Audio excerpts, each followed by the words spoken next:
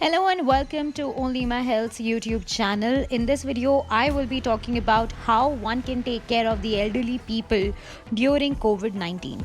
First, there's a warning. Do not try taking care of your elderly parents or relatives if you have flu-like symptoms. This is the only care that you can take care of the elderly.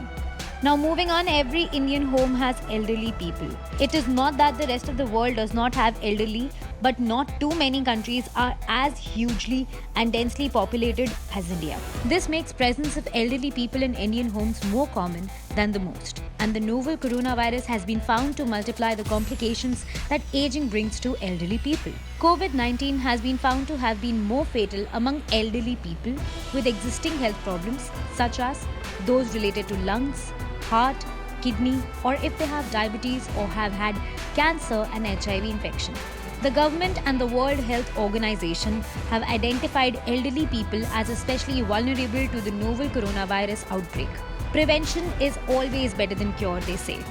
And prevention against the novel coronavirus comes from insulation. One must not get exposed to novel coronavirus.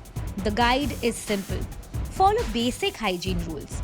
Do not visit elderly people if you have novel coronavirus. Do not visit elderly if you have met someone with exposure to novel coronavirus. When you do visit elderly people, maintain a 1 meter distance. It could be about 2 to 3 steps backwards. Do not forget to wash your hands with a soap. If you cannot get your hands on a soap, use an alcohol-based hand sanitizer to clean your hands. Do not shake hands or embrace elderly people while visiting them. But what if you are already staying with elderly people? Make sure you don't go outside when it is avoidable. Make sure that you don't touch any surface outside unless it is absolutely necessary.